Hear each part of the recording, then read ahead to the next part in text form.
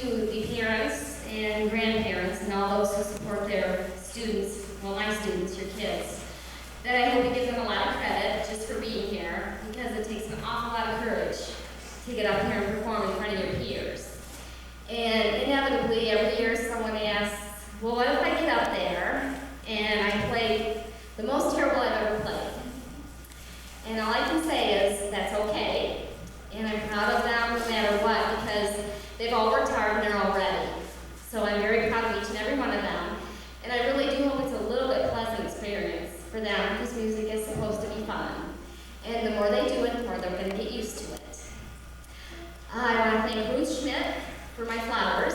She always gives me flowers at these recitals. I'd like to thank my mom for all of her help downstairs, and Paul for videotaping it and helping out, Laura Meyer, pastor for the Youth of his church, and of course all the accompanists.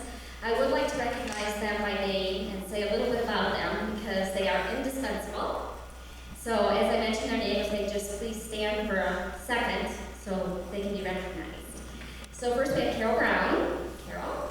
And she's an organist at Holy United Methodist Church here in town, and she took privately for 12 years when she was younger, but she plays purely for enjoyment, and she's accompanied me and done recitals with me before, and she's a Medicare home health nurse and the mother of 3, and they're all out of the house and grown by now. And you have lots of grandchildren, right, Carol? Not enough. Okay, and she lives kind of in Polo with Dixonville, because she still has a house in Polo, which she comes back to every day, but has a nice cabin in Dixon where she prefers to stay. Okay, the second one is Virginia Shoemaker. Virginia, please stand for a moment. She's organist at First Congregational Church in Sterling, and her daughter is one of my students, obviously. And she teaches organ, and do you teach piano too, or just, yeah.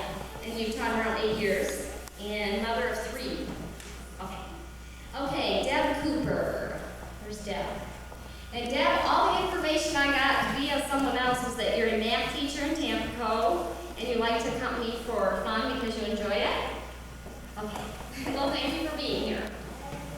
Okay, Craig Dietz. Craig and I grew up together, and Craig was my accompanist for many, many, many years. He is one of the most talented musicians I've ever had the pleasure of working with when I was growing up. And he is now presently teaching over in Byron Middle School. He teaches choral groups from 6th, 7th, and 8th grade, and small group band lessons. And he's father of 2. Okay, and last but of course not least is Jeannie Meeks.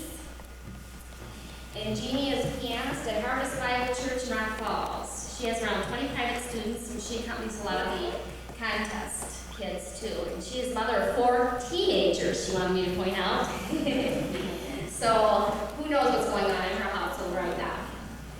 Okay, I do have some awards I'm going to give out, and I know usually people wait to the end, but I have some people who have to leave early today.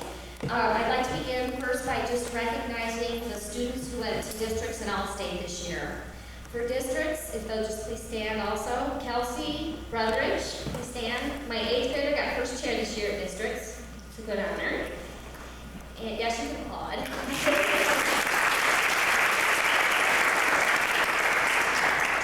Okay, and Kristen Sliker, please stand. She's my freshman.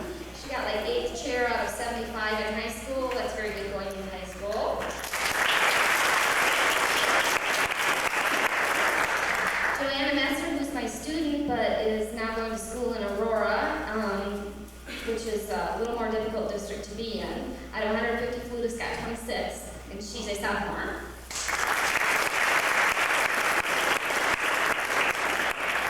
And Lori Shoemaker, my senior. She made districts, and she's my one that went to all-state this year and was in the top band. So.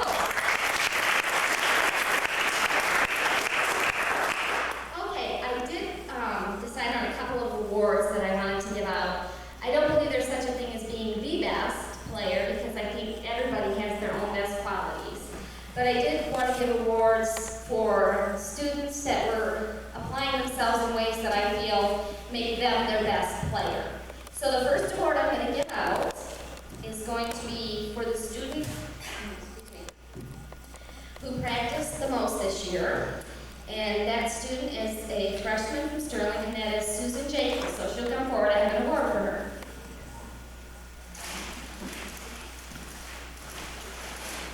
I got her pencil and paper so she can keep track of her time she practiced.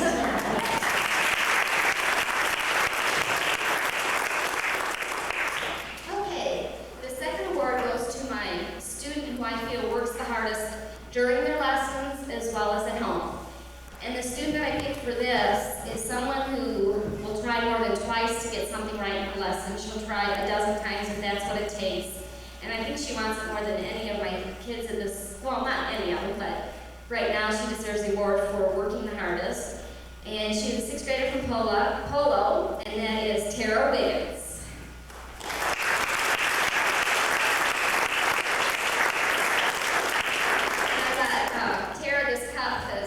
She'll be working so hard she'll be sweating and she'll need to replenish her fluids. Okay, and I decided on two that have made the most progress this year because they're kind of neck and neck. I think they were made from the same mold. And the first one came to me last summer, and even though she had a lot to work on, which most of my kids do, she wanted to audition for districts.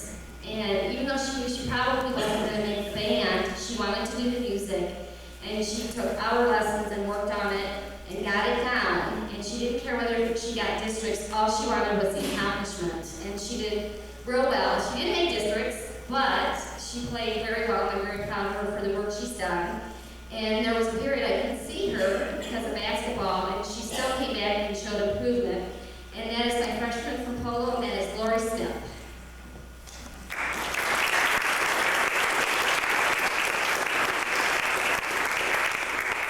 Lori's getting a pocket music dictionary, which has a lot of terms and composers, and now she'll be the smartest person in Bayonne.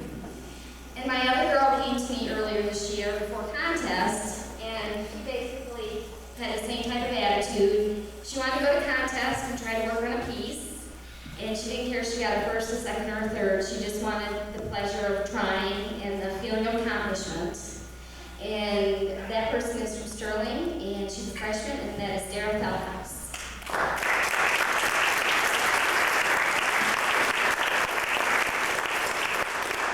And Dara's getting these clips, which are long, to hold your music down because she's going to be in the municipal band in Sterling, and they won't blow away. And she's lucky they had 2 sets because I wanted one, and I wouldn't have given it to her if there was only one.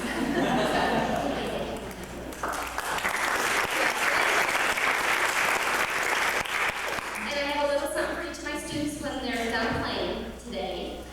So with that, actually I wanted to say quickly, so I don't forget at the end, that I'm going to have a party for my kids this summer at my house. So if parents are planning vacations, as soon as you know dates, let me know so that I can at least try and get all my kids there together. Okay, I'm going to say one quick thing about each student before they come up. And as I'm saying that, they can come up and get ready. So Tara Wiggins, if you want to come forward, hon. And Tara's going to play 3 short pieces. And Tara's greatest quality is that she's persistent and never gives up, which I said earlier. So,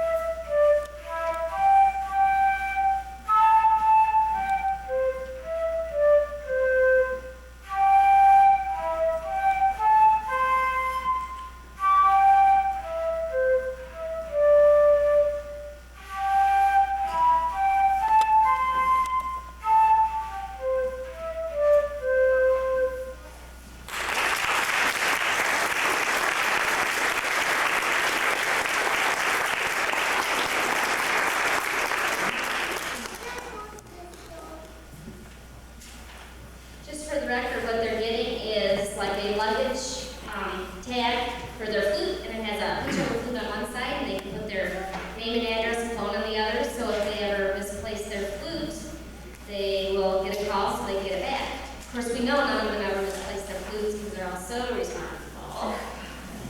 Okay, my next player is Jamie Wiggins, and Jamie, come up and get ready.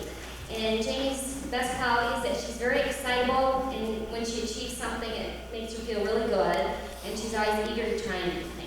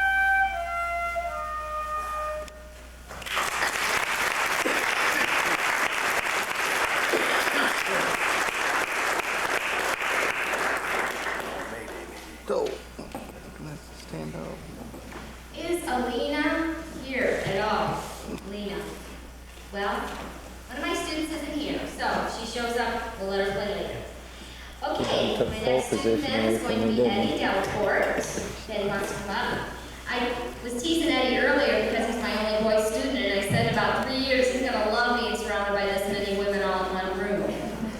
Eddie's greatest asset will be that he listens very closely and he thinks before he plays when I explain something to him. He thinks it through and then he goes for it. Because he does that, he usually understands and gets something right the very first time.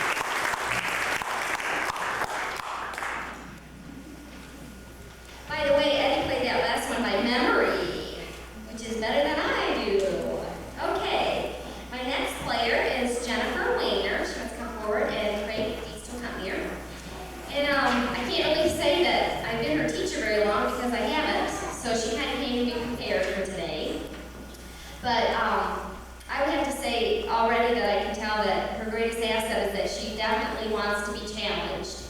And she lets me push her in sight reading, which most of my other kids don't like to do. And that's a good quality to have.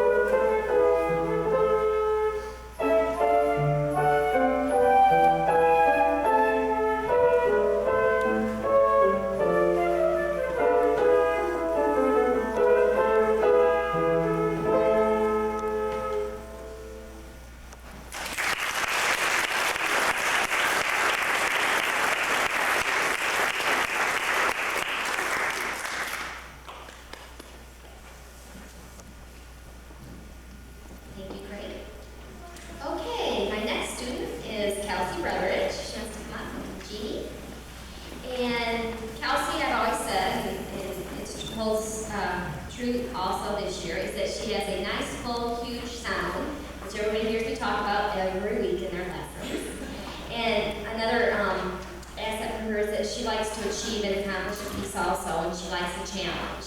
So with that, I'll Kelsey.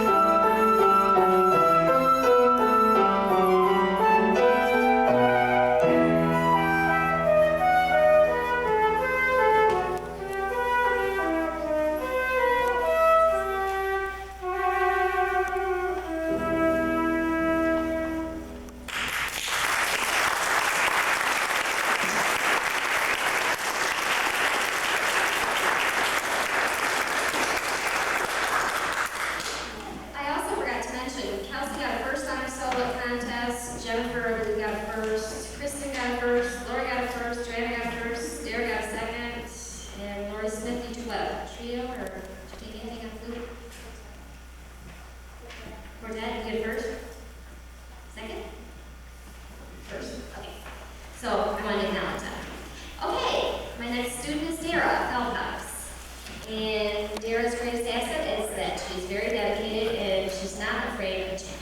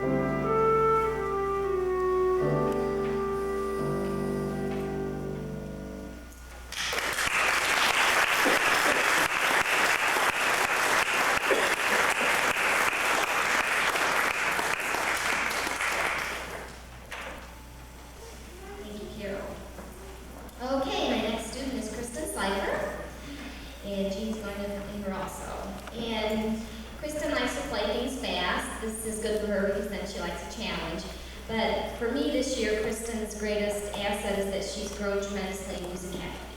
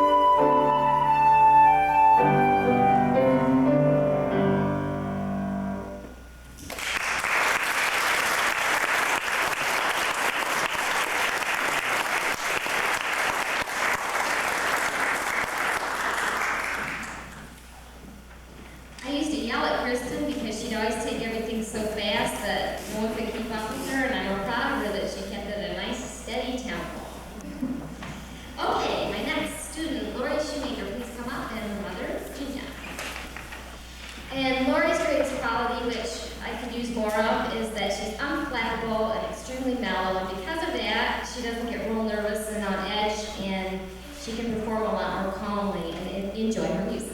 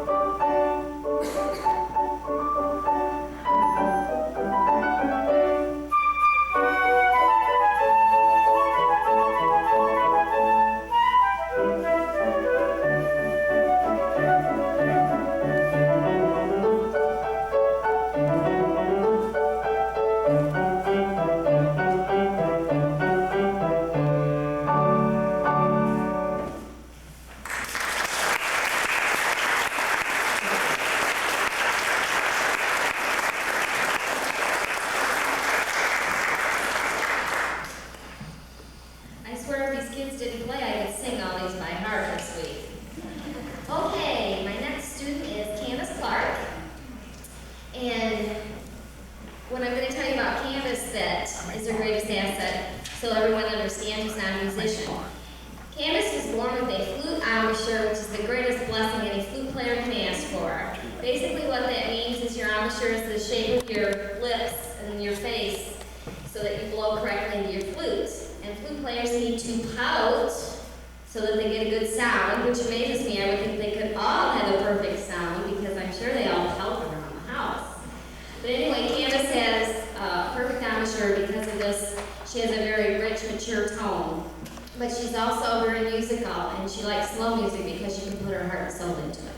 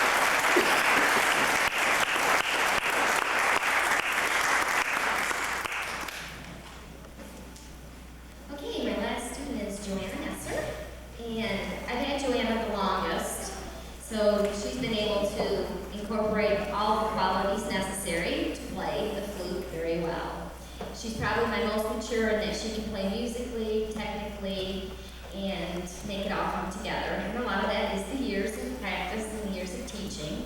So I haven't had Joanna actually all year. She's going to school at IMSA, the Math and Science Academy in Aurora. But I've seen her once, so this is actually the first time I get to hear this today too.